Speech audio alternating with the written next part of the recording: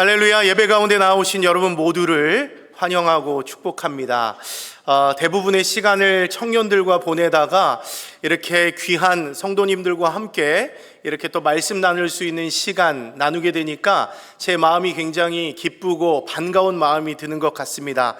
그런 의미에서 이 시간 옆 사람에게 좀 인사하면서 고백할 때 우리가 길 가다가 오랜만에 한 20년 만에 만난 친구라고 생각하시고 옆 사람에게 아이고 반갑습니다 이렇게 우리가 서로 인사하면서 오늘 좀 기쁘게 시작했으면 좋겠습니다. 아이고 반갑습니다. 네. 시키니까 잘 하시네요. 그죠? 네, 감사합니다. 복된 주일 아침에 이렇게 온 교인이 한 자리에 모여서 예배하는 것이 정말 큰 기쁨이고 감사라고 생각합니다. 여러분, 우리가 이렇게 한 자리에 모여서 예배할 수 있는 이유가 무엇입니까? 이렇게 예배하는 이유가 무엇입니까? 우리는 누구예요? 하나님 나라 복음을 위하여 택함받고 부름받은 예수 그리스도의 제자들이기 때문에 그렇습니다. 여러분, 우리가 잘 아시는 것처럼 우리 예수님은 어떻습니까? 하나님 나라 복음을 위해서 자기 제자들을 선택하셨습니다. 그리고는 그들과 함께 지내시면서 말씀과 삶으로 모범을 그 제자들에게 보여주셨어요. 그리고 그 제자들이 믿음 안에서 성장할 수 있도록 그들을 도와주셨고요, 그들을 가르치고 귀신을 쫓아내는 능력과 병 고치는 능력을 주시면서 세상으로 보내십니다. 그렇게 하나님 나라의 복음을 전하게 하셨다는 거예요. 마찬가지죠. 예수님은 지금 이 시대에도 자기의 제자들을 택하시고 부르고 계신 줄로 믿으시기 바랍니다. 그게 누구예요? 바로 우리들이죠. 자격 없는 우리들을 택하셔서 오늘도 우리를 부르고 계십니다. 우리 힘으로, 우리 능력으로 예배 가운데 나온 것 같지만 그게 아니죠. 성령께서 우리를 택하시고 부르셨기 때문에 이 자리에 나오게 된 것입니다. 그 주님께서는 지금도 말씀으로 우리를 가르치세요. 성령을 보내주시고 우리를 보호하시고 능력 주시고 믿음 안에서 우리가 성장하게 하시는 것이죠. 그리고 다시 세상으로 보내서 하나님 나라를 이루게 하시는 것입니다. 그런 이유 때문에 자격 없는 우리가 오늘도 이 자리에 한 자리에 모여서 이렇게 기쁜 마음으로 인사하면서 예배하고 있는 것이죠. 기도하기는 우리들도 예수님의 제자로서 깨어 기도하면서 하나님 부르신 뜻에 따라서 날마다 하나님 부르신 사명 따라 살아갈 수 있는 여러분 모두가 될 수 있기를 주님의 이름으로 축원합니다. 하나님의 말씀 전하겠습니다. 오늘 우리가 함께 나눌 말씀은 요한복음 20장 19절부터 20절까지의 말씀인데요, 오늘 본문에도 보니까 예수님이 제자들과 한자리에 모여있는 장면을 우리가 만날 수 있습니다. 근데 여러분, 오늘 본문 앞뒤를 한번 여러분들이 읽어보시면 아시겠지만 분위기가 약간 애매합니다. 특별히 오늘 본문의 상황에서 예수님의 제자들은요, 어떻게 보면 제자라고 부르기에 상당히 민망한 사람들입니다. 예수님께서 앞서 말씀드린 대로 살아 계시면서 제자들을 사랑하시고 아끼고 보호하시며 그들에게 능력 주시고 함께 하시면서 많은 것들을 가르쳐 주시고 그들을 구원해 주셨습니다. 은혜의 하나님이셨던 것이죠. 그런데 오늘 본문을 보니까, 그리고 지금까지의 상황을 보니까 이 사람들은 을이라고는 눈꼽만큼도 없는 배신자들입니다. 여러분, 이유가 무엇입니까? 이 제자들은 예수님이 체포될 때에 자기들만 살겠다고 예수를 버리고 도망친 사람들이죠. 마가복음 14장 50절 말씀 한번 보십시오. 뭐라고 말합니까? 제자들이 다 예수를 버리고 도망하니라. 여러분, 여기를 보면 제자들이 다라고 표현하고 있습니다. 무슨 말이에요?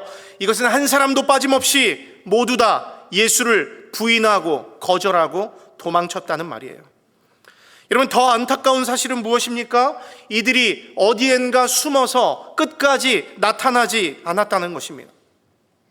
예수님이 십자가에 못 박히고 온갖 조롱과 멸시를 받았지만 그들은 나타나지 않습니다. 십자가 위에서 거친 숨을 내쉬면서 마지막 운명을 다하는 그 순간까지도 그들은 나타나지 않습니다. 예수님이 매장되신 그 무덤에도, 예수님의 그 시신을 수습하는 날에도 끝까지 나타나지 않습니다. 심지어 그들은 아침 일찍부터 막달라 마리아가 전해준 부활의 소식을 들었습니다. 다음 장 넘겨주십시오. 막달라 마리아가 제자들에게 와서 예수님이 부활하셨다, 내가 주를 보았다라고 그렇게 와서 예수님의 부활 소식을 전했습니다. 하지만 그럼에도 불구하고 그들은 그 말을 믿지 못합니다. 그리고 결국 끝까지 나타나지 않아요. 여러분, 이런 사람들을 어떻게 제자라고 할 수 있겠습니까? 어떻게 이런 사람들을 예수님의 친구라고 부를 수 있겠습니까? 예수님이 그토록 그들을 사랑하셨습니다. 아껴주셨습니다. 가르쳐 주셨습니다. 끝까지 그들을 사랑해 주셨습니다. 근데 예수님이 그들을 그토록 사랑하고 섬겼지만 그들은 그 사랑을 배신으로 갚았습니다. 여러분, 그러면 그들은 지금 어디서 무엇을 하고 있는 것입니까? 오늘 본문을 보면 그들이 어디서 무엇을 하고 있는지 우리가 조금이나마 알 수 있습니다. 19절 말씀을 한번 보십시오. 안식 후 첫날 저녁 때에 제자들이, 그러니까 예수님이 부활하신 날 저녁에 제자들이 지금 한자리에 모여 있다는 것을 우리가 알 수 있습니다. 하지만 여러분, 말이 한자리에 모여 있는 것이지 그들은 지금 숨어 있는 것이죠. 그리고 그곳이 정확히 어디인지 우리는 알 수 없지만 그들은 지금 깊은 두려움에 빠져 있습니다. 어떤 두려움입니까? 본문을 보니까 그들은 유대인들에 대한 두려움이 있습니다. 예수님이 부활하신 이후에 도시 전체가 발칵 뒤집혔어요. 사라진 예수의 시신을 두고 말들이 많습니다. 더군다나 예수의 제자들이 그 시신을 도둑질해 갔다는 소문이 퍼지면서 예수의 제자들이 사건의 용의자로 떠오릅니다. 때문에 그들은 자신들도 예수님처럼 체포되어서 신문받고 처벌받을 수 있다는 그런 두려움이 그들을 사로잡고 있습니다. 여러분, 그런데 오늘 이 제자들이 가진 진짜 두려움은 다른 데 있습니다. 체포되고 신문받고 형벌받는 두려움도 있지만 더 큰 두려움이 있다는 거예요. 그것은 어떤 두려움입니까? 바로 부활하신 예수님을 다시 대면할 수 있다는 두려움입니다. 물론 그들은 성경의 그런 흐름으로 보았을 때 부활하신 예수님에 대한 확신이 없습니다. 믿음이 없습니다. 믿지 못하고 있습니다. 의심하고 있습니다. 하지만 오늘 아침에 막달라 마리아가 전해준 대로 정말 예수님이 다시 살아나셨다면 더 큰 일입니다. 더 두려운 일인 거예요. 왜 그렇습니까? 그들 모두는 예수님을 배신하고 도망쳤다는 죄책감이 그 마음속에 있습니다.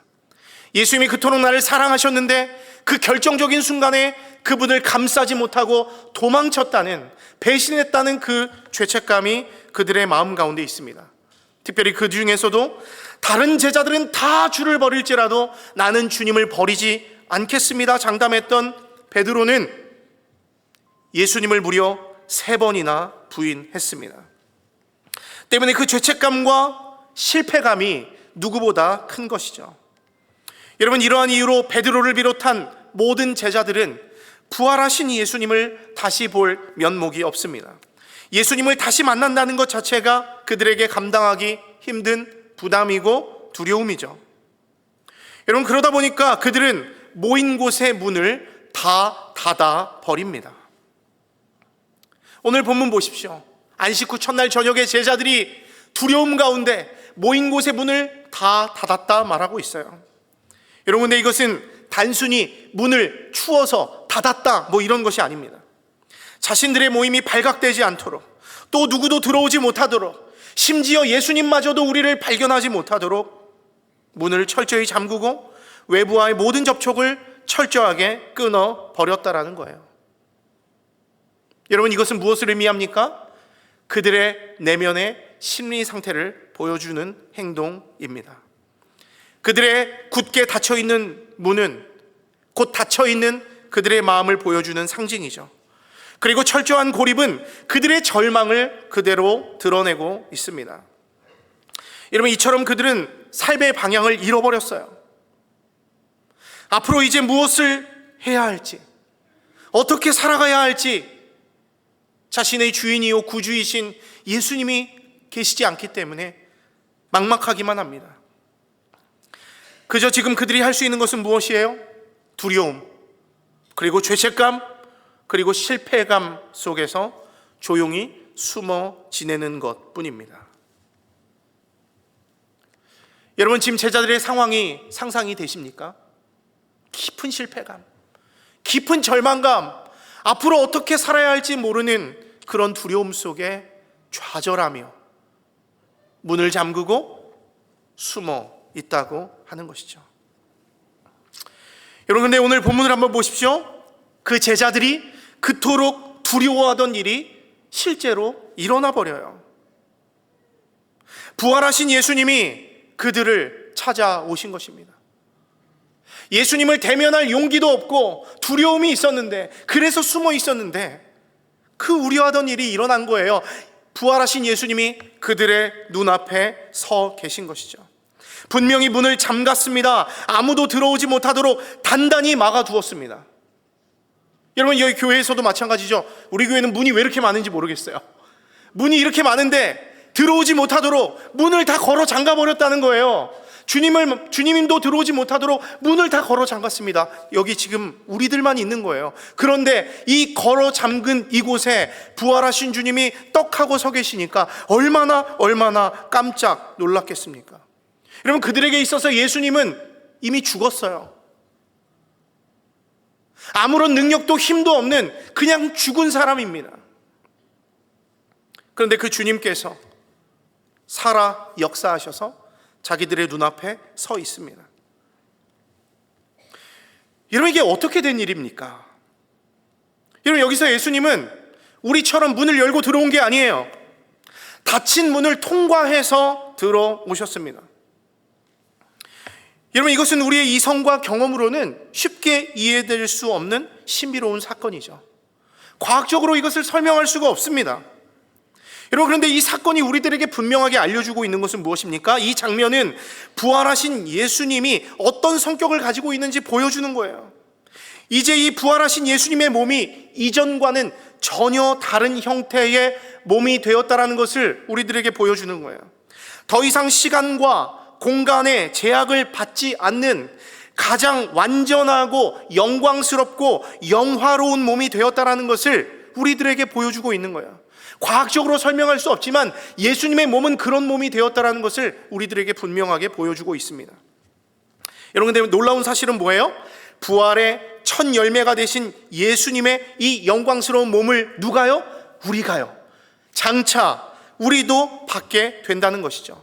함께 고린도전서 15장 20절 말씀을 한번 읽어보겠습니다. 함께 읽겠습니다. 시작. 그러나 이제 그리스도께서 죽은 자 가운데서 다시 살아나사 잠자는 자들의 첫 열매가 되셨도다. 여러분, 여기서 예수님이 부활하여 잠자는 자들의 첫 열매가 되셨다 말하고 있습니다. 여러분, 이것은 무엇을 의미하는 거예요? 잠자는 자들의 첫 열매가 되셨다는 것, 그 다음은 누구다? 우리다 라는 것을 말씀해 주고 있는 것이죠. 여러분, 봄이 되면, 여름이 되면, 지금쯤이죠, 많은 열매들이 이 만물 가운데 맺혀지고 있습니다.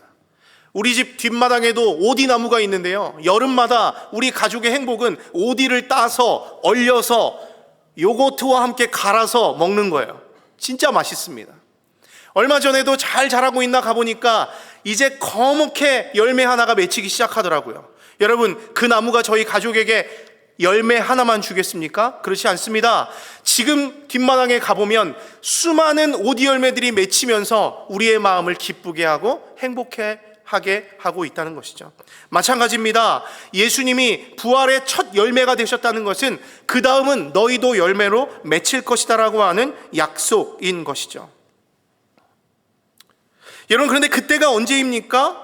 바로 예수님이 재림하시는 날이에요. 그 예수님이 재림하시는 날이 되면 우리는 예수님과 같은 영광스럽고 영화스러운 그 완전한 몸을 얻게 될 것이다 라고 약속하고 있는 것이죠. 물론 그 재림의 날은 언제인지 아무도 알 수 없습니다. 하지만 그날이 오면 우리 몸은 어떻게 된다고요? 예수님과 같은 완전하고 영화로운 그런 몸이 될 것이라고 성경이 우리에게 약속해 주고 있습니다. 함께 고린도전서 15장 49절과 51절 이하의 말씀을 계속 보겠습니다. 여기 보십시오. 우리가 흙에 속한 자의 형상을 입은 것 같이, 우리가 이 땅에 살아가면서 육신의 몸을 가지고 있잖아요. 그런데 그 재림의 때가 되면 하늘에 속한 이의 형상을 입으리라 우리에게 약속하고 있습니다. 보라, 내가 너희에게 비밀을 말하노니, 이건 비밀이래요.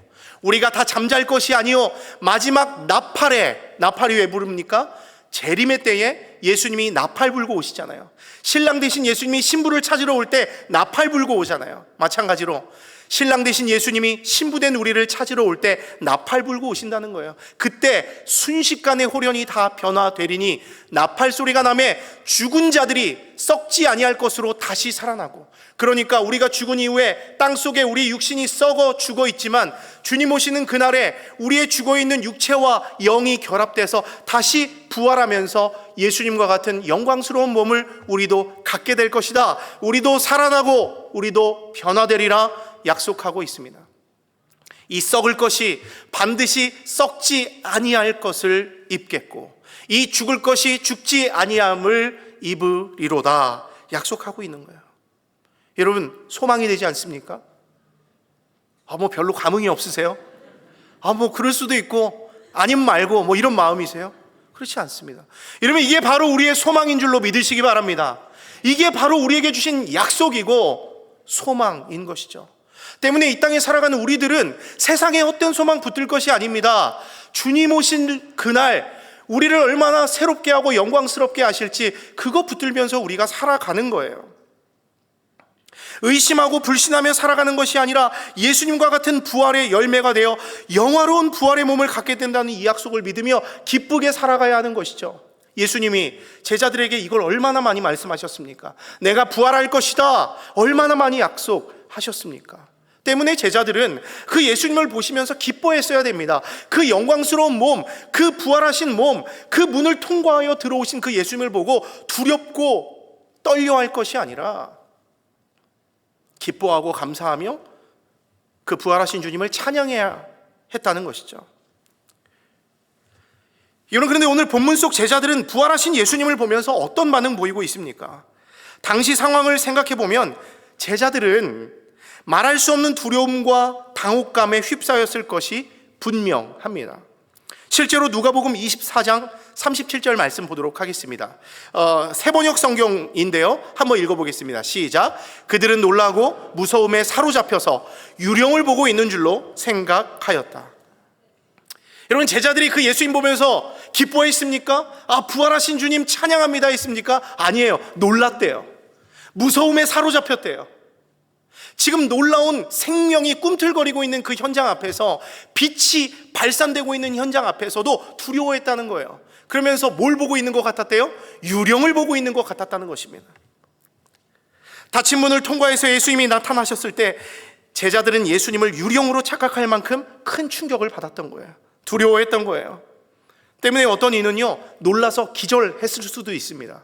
그렇잖아요. 죽은 사람이 내 앞에 나타났는데 여러분들은 그냥 오랜만이야 이렇게 인사하겠습니까? 깜짝 놀라서 기절하겠죠. 어떤 이는 참을 수 없는 부끄러움과 죄책감 때문에 숨을 곳을 찾았을지도 모릅니다. 얼마나 부끄럽고 수치스러운 현장입니까? 나는 실패했는데, 나는 주님을 배반했는데, 나는 주님의 부활을 믿지 못했는데 그 주님께서 약속대로 부활하셔서 자신들 눈앞에 나타났으니 얼마나 부끄럽겠습니까?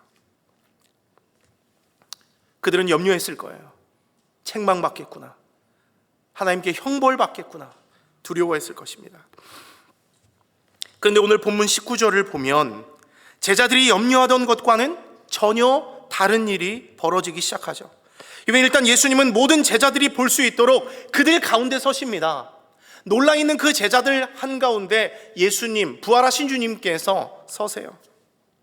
넘겨주십시오. 그리고는 두려움에 벌벌 떨고 있는 제자들에게 뭐라고 인사합니까? 평강이 있을지어다. 뭐라고요? 샬롬, 너희에게 평강이 있을지어다. 너희가 가진 모든 두려움, 너희가 가진 모든 실패감, 내가 너무나 잘 알고 있다. 지금 그 두려움, 그 실패감 내려놔라. 그리고 내가 주는 평강을 받으라, 안심하라 말씀해 주고 있는 것입니다. 제자들이 예상하지 못했던 놀라운 축복의 말이 지금 제자들에게 선포되고 있습니다. 그러면서 예수님은 제자들에게 십자가에 못 박혔던 자신의 상처난 손과 창에 찔린 그 옆구리를 그 제자들에게 보여줘요. 얼마나 끔찍합니까?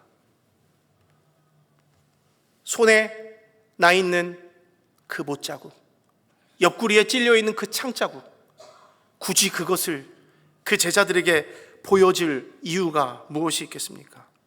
왜 이런 상처를 그 제자들에게 보여주고 있는 것입니까? 여전히 믿지 못하고 의심하고 있는 제자들이 있기 때문에 그렇습니다. 여전히 두려움과 절망에 빠진 제자들이 있기 때문에 그렇습니다. 그래서 예수님은 그들을 배려하는 거예요. 그들이 그 부활하신 예수님을 믿을 수 있도록, 자신의 부활을 증명할 수 있는 가장 확실한 증거를 제자들에게 지금 보여주고 있는 것입니다. 여러분, 상처난 예수님의 손, 창에 찔린 그 옆구리는 예수님의 정체성입니다. 하나님의 뜻을 다 이루었다는 순종의 표시이고요, 죽기까지 내가 세상을 사랑했다는 것을 증명하는 영광의 상처입니다. 여러분, 이 상처는 없어지지 않는 상처입니다. 그리고 장차 우리도 보게 될 상처입니다. 여러분, 우리가 언젠가 죽게 되면 우리가 주님을 만나게 될 것입니다. 우리가 천국의 한가운데 서게 될 것입니다. 여러분, 그때 우리는 그 예수님을 어떻게 알아볼 수 있습니까? 어떻게 우리가 주님을 알아볼 수 있습니까? 물론 우리가 주님을 알아볼 수 있는 여러 가지 방법이 있을 수 있겠죠. 근데 저는 그렇게 생각합니다. 바로 예수님의 이 상처난 손과 옆구리에 있는 그 영광스러운 상처를 보고 우리는 비로소 저분이 예수님이시구나 라고 알 수 있게 되는 것이죠. 우리는 그 상처를 볼 때 우리는 예수님을 알아보고 그 상처 때문에 우리의 마음은 은혜로 충만하게 될 거예요. 저 상처가 나를 위해서 고난당하신 그 사랑이라고 생각하면 은혜와 기쁨으로 우리 마음이 충만하게 되는 것이죠. 여러분, 이와 마찬가지로 예수님의 상처를 본 제자들은 그제서야 자신들 앞에 서 있는 분이 부활하신 예수님이라는 것을 확신하게 돼요. 과거 예수님께서 살아계실 때 수차례 자기들에게 강조하신 대로, 또 오늘 아침 막달라 마리아가 증언한 대로 정말 예수님이 부활하셨구나라는 것을 자신의 두 눈으로 똑똑하게 확인하게 된 것이죠. 여러분, 그 순간에 제자들의 마음에는 어떤 변화가 일어나나요?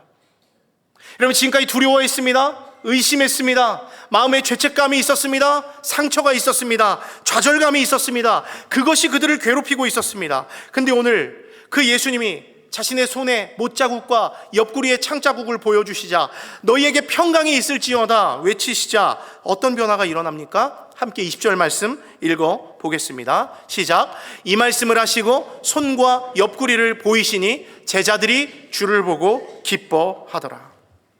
아멘. 여러분, 이것은 우리가 부활하신 예수님을 만났을 때 어떤 변화가 일어나는지를 보여주는 결정적인 장면이에요. 여러분, 우리가 부활하신 예수님을 만나면 우리가 원하든 상관없이 예수님의 평강이 우리들의 마음 가운데 쑥 하고 들어오는 줄로 믿으시기 바랍니다. 우리 안에 사그러들었던 믿음과 소망이 다시금 우리 마음속에서 솟아오르게 되고요, 우리를 장악하고 있던 실패감, 불안감, 두려움, 죄책감 같은 어둠의 감정들이 순식간에 떠나가게 되는 거예요. 여러분, 이것은요 마치 빛이 임하면 어둠이 물러가는 것과 같습니다. 어두운 공간에 빛이 탁 하고 켜지게 되면 어둠이 싹 하고 물러가잖아요. 마찬가지죠. 빛 대신 예수님이 우리의 어둠 가운데 빛을 비춰주시니까 우리 안에 있던 실패감, 좌절감, 절망감이 그 부활하신 예수님을 만났을 때 떠나가더라는 것입니다.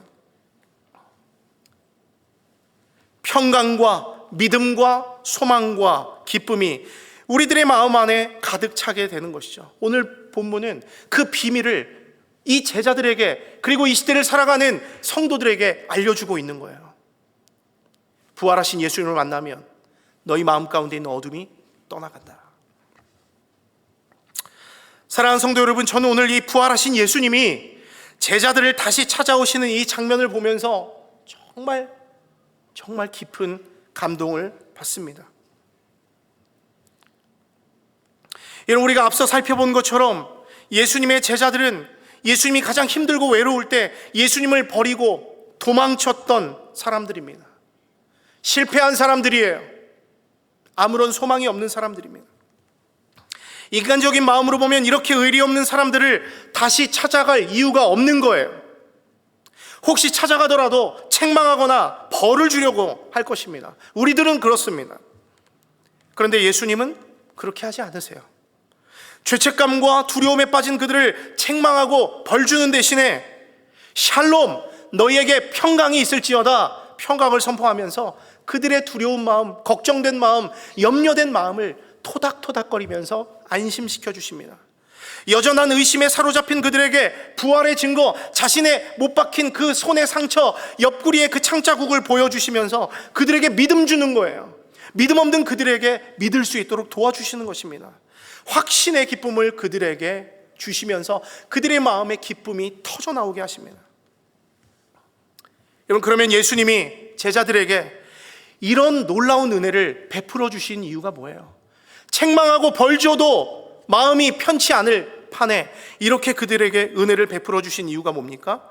여러분, 우리 예수님은 이 제자들이 대단하고 완전해서 사랑한 것이 아닙니다. 여러분, 그들이 대단하고 완전했다면 예수님이 그들을 위해서 이 땅 가운데 오실 필요가 있으셨을까요? 그들이 대단하고 완전하고 스스로 살 수 있는 능력이 있었다면 그들을 위해서 죽으셔야 할 이유가 있으셨을까요? 그럴 필요가 없습니다. 여러분, 우리 예수님은 그들의 연약함과 그들의 부족함을 너무나 잘 알고 계세요.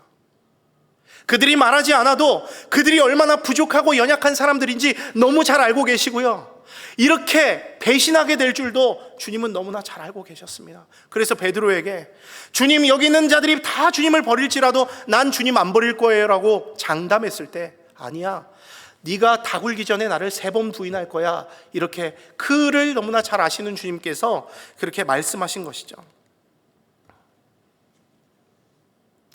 그것을 너무나 잘 하셨기 때문에 예수님은 그 제자들을 불쌍히 여기신 거예요. 그리고 그들을 끝까지 사랑하기로 작정하신 것입니다.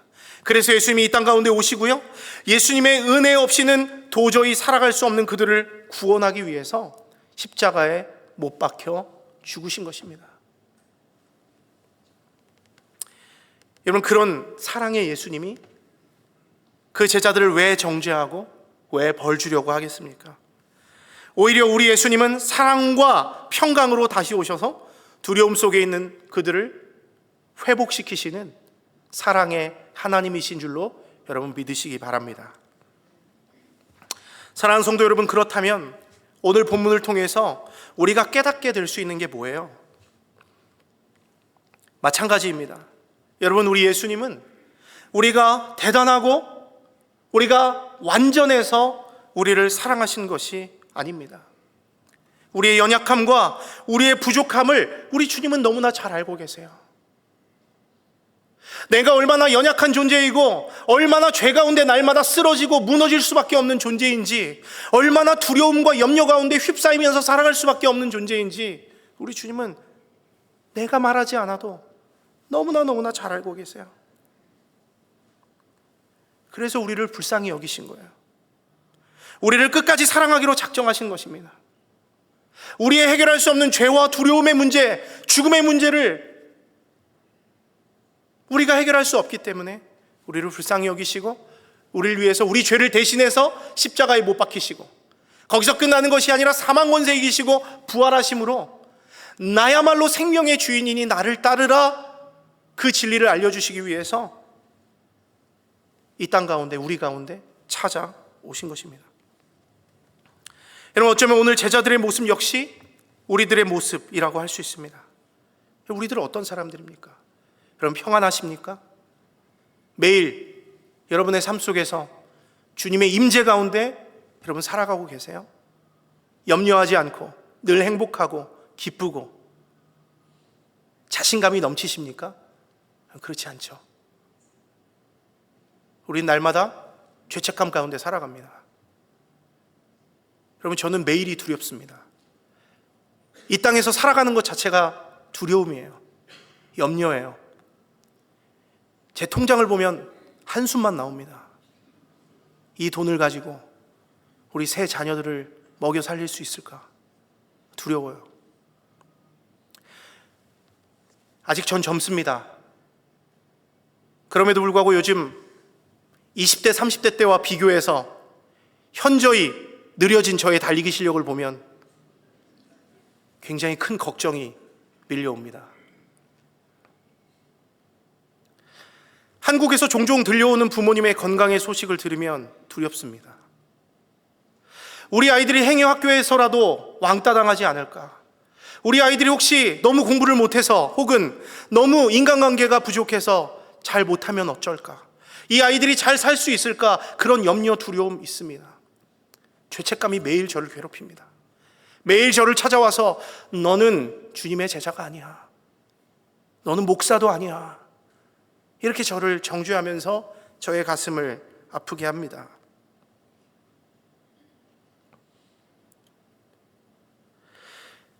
여러분, 우리들 마음에도 부활하신 예수님을 믿지 못하고 그리스도인임에도 불구하고 부활하신 예수님 믿지 않아요. 예수님 불신하며 절망에 빠져 있을 수 있습니다. 마음의 평안을 누리지 못한 채 매일을 두려움과 염려 속에서 살아갈 수 있다는 것이죠. 그 이외에도 여러 가지 해결할 수 없는 문제들로 우리는 매일매일을 가슴 아파하고 있습니다. 여러분, 그러면 이런 우리들에게 필요한 것은 무엇입니까? 우리들에게 필요한 게 뭐예요? 우리들 역시도 부활하신 예수님을 만나야 하는 거예요. 죽은 예수 붙들며 슬퍼하는 것이 아니라 사망 권세 이기고 부활하신 살아계신 예수님을 우리가 붙들어야 하는 것입니다. 여러분, 예수님의 제자들이 왜 그렇게 좌절하며 불안해하고 있는 것입니까? 여러분, 예수님의 임재를 벗어났기 때문 아닙니까? 예수님의 통치에서 벗어났기 때문 아닙니까? 그분에게서 도망쳤기 때문 아니에요? 살아계신 예수 붙드는 것이 아니라 죽은 예수 붙들며 슬퍼하고 있기 때문 아닙니까? 염려하고 있기 때문 아니에요? 마찬가지입니다. 여러분, 우리가 내가 왜 이렇게 좌절하고 있나? 내가 왜 이렇게 불안하고 있나? 왜 이렇게 낙담하고 있나? 왜 이렇게 죄책감에 빠져 있나? 한번 생각해 보십시오. 여러분, 우리들 역시도 예수님을 떠나서 그분의 임재를 벗어났기 때문은 아닙니까? 살아 역사하시는 예수 그리스도, 부활하신 예수 그리스도 믿는 것이 아니라 죽은 예수 믿고 있기 때문 아닙니까? 여러분, 그리스도인이 우리가 예수님의 임재를 벗어나고 죽은 예수 믿으면 우리에게 남는 것은 무엇입니까? 불안과 염려뿐이에요. 죄책감뿐입니다. 두려움뿐입니다. 하지만 살아계신 예수님, 빛 대신 예수님 붙들어 보십시오. 예수님의 임재 가운데 거해 보십시오. 불안과 염려가 있을 곳이 어디 있습니까? 두려움과 죄책감이 발붙일 곳이 어디 있습니까? 오직 하나님이 주시는 평강만이 우리들 마음에 가득하게 될 것입니다. 중요한 것은 무엇입니까? 예수님은 지금 이 순간에도 우리를 찾아오세요. 지금 우리 곁에 계세요. 그리고 우리의 마음 문을 두드리고 있는 거예요. 요한계시록 3장 20절 말씀, 볼지어다 내가 문 밖에 서서 두드리노니 누구든지 내 음성을 듣고 문을 열면 내가 그에게로 들어가 그와 더불어 먹고 그는 나와 더불어 먹으리라. 주님께서 지금 문 밖에 서서 우리의 마음 문을 두드리고 있다는 거예요. 깊은 두려움, 절망, 죄책감에 빠져있는 우리에게 임재하셔서 찾아오셔서 하나님의 평안으로 채워주시기를 원하고 있다는 것이죠. 소망의 말씀 아닙니까? 여러분, 그러나 그럼에도 불구하고 어떤 분들은 계속 얘기하는 거예요. 이렇게 말해도 그 의심하는 제자들처럼 아무리 능력의 하나님이라도 주님이라도 내 문제는 지금 해결할 수 없어. 이토록 절망에 있는 나를 찾아오실 수 없어라고 이야기하는 분들이 있습니다. 하지만 여러분, 오늘 본문을 다시 한번 보세요. 예수님은 굳게 걸어 잠근 문을 통과해서 제자들을 찾아오셨습니다. 여러분, 이건 뭘 얘기하는 거예요? 우리가 어떤 상태, 어떤 상황에 있더라도 예수님은 우리를 찾아올 수 있는 능력의 하나님이라는 것을 우리에게 보여주고 있는 거예요. 마찬가지입니다. 예수님은 우리가 어디에 있든 무엇을 하든 어떤 상황에 놓여 있든지 상관없어요. 닫힌 문을 통과하여 제자들을 찾아가신 예수님이 여러분의 꼭꼭 닫혀있는 그 문 가운데 들어가서 빛을 비춰주시고 평강을 선포해 주실 것입니다. 사랑하는 성도 여러분, 말씀 마무리합니다. 여러분은 마음에 진정한 평안을 누리고 계십니까? 혹시 삶의 목적을 잃어버리고 날마다 두려움과 절망으로 살아가고 있지는 않습니까?